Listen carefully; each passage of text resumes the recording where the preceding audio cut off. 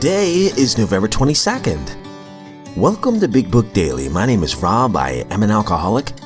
It is a thrill, honor, and joy to be here with you today as we journey through the Big Book of Alcoholics Anonymous and the 12 Steps and 12 Traditions. Today out of the Big Book, we're going to continue our journey through Chapter 9, The Family Afterward. We'll be reading page 128. Out of the 12 and 12, we're on Tradition 5. We'll read 152.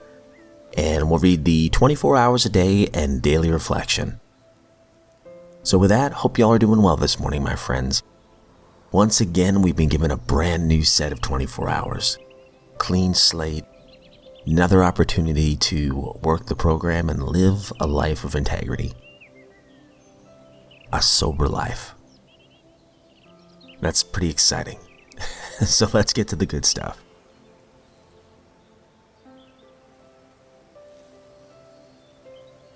The Family Afterward, Chapter 9, page 128. Assume, on the other hand, that Father has, at the outset, a stirring spiritual experience. Overnight, as it were, he's a different man. He becomes a religious enthusiast. He is unable to focus on anything else. As soon as his sobriety begins to be taken as a matter of course, the family may look at their strange new dad with apprehension, then with irritation. There's talk about spiritual matters morning, noon, and night. He may demand that the family find God in a hurry, or exhibit amazing indifference to them and say that he is above worldly considerations. He may tell Mother, who has been religious all of her life, that she doesn't know what it's all about, that she had better get his brand of spirituality while there's still yet time. When Father takes this tack, the family may react unfavorably. They may be jealous of a God who has stolen Dad's affections. While grateful that he drinks no more, they may not like the idea that God has accomplished the miracle where they failed. They often forget that Father was beyond human aid. They may not see why their love and devotion did not straighten him out. Dad is not so spiritual after all, they say. If he means to right his past wrongs, why all this concern for everyone in the world but his family? What about his talk that God will take care of them? They suspect that Father's a bit balmy. He is not so unbalanced as they might think. Many of us have experienced Dad's elation. We have indulged in spiritual intoxication. Like a gaunt prospector, belt drawn in over the last ounce of food, our pick struck gold. Joy at our last release from a lifetime of frustration knew no bounds. Father feels that he has struck something better than gold. For a time, he may try to hug the new treasure to himself. He may not see at once that he has barely scratched a limitless load, which will pay dividends only if he mines it for the rest of his life, and insists on giving away the entire product.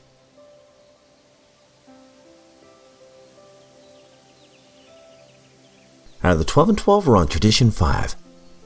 Each group has but one primary purpose: to carry its message to the alcoholic who still suffers. And if you recall from yesterday's reading, one of our members here is talking to Dr. Silkworth, who says, hey, I've got somebody you can work with. And this guy's not exactly easy. Let's see what happens here on page 152. I was soon sitting beside a big hulk of a man. Decidedly unfriendly, he stared at me out of the eyes which were slits in his red and swollen face. I had to agree with the doctor. He certainly didn't look good. But I told him my own story. I explained what a wonderful fellowship we had, how well we understood each other. I bore down hard on the hopelessness of the drunk's dilemma. I insisted that few drunks could ever get well on their own steam, but that in our group we could do together what we could not do separately. He interrupted to scoff at this and asserted that he'd fix his wife, his partner, and his alcoholism by himself. Sarcastically, he asked, "So how much does your scheme cost?" I was thankful I could tell him. Nothing at all. His next question, "Well, what are you getting out of it?" Of course, my answer was, my own sobriety and a mighty happy life. Still dubious, he demanded, "Do you mean the only reason that you're here is to try and help me and to help yourself?" "Yeah," I said. That's absolutely all there is to it. There is no angle. Then, hesitantly, I ventured to talk about the spiritual side of our program.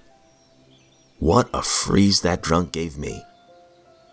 I'd no sooner got the word spiritual out of my mouth than he pounced. Oh, he said, now I get it. You're proselytizing me for some damn religious sect or other. Where do you get that no-angle stuff? I belong to a great church that means everything to me. You've got nerve to come in here talking religion.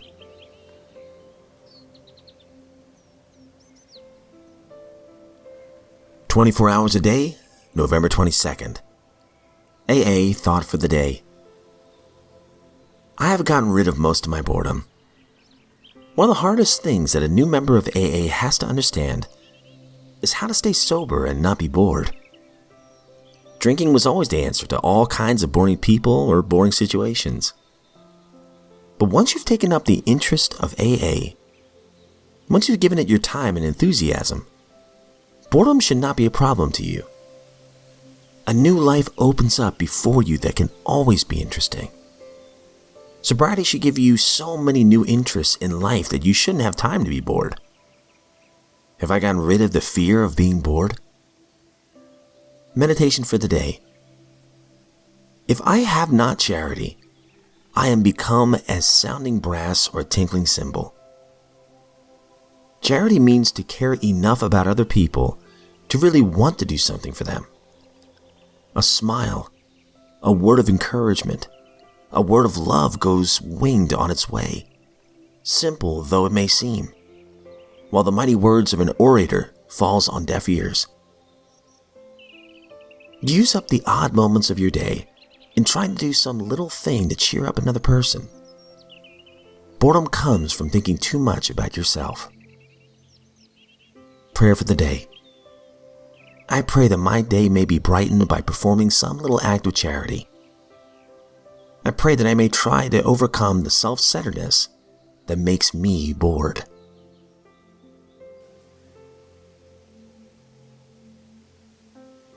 Daily Reflection, November 22nd. Only two sins. There are only two sins. The first is to interfere with the growth of another human being, and the second is to interfere with one's own growth. Alcoholics Anonymous, page 542 in the 3rd edition. Happiness is such an elusive state. How often do my prayers for others involve hidden prayers for my own agenda? How often is my search for happiness a boulder in the path of growth for another, or even myself? Seeking growth through humility and acceptance brings things that appear to be anything but good, wholesome, and vital. Yet in looking back, I can see that pain, struggles, and setbacks have all contributed eventually to serenity through growth in the program. I ask my higher power to help me not cause another's lack of growth today, or my own.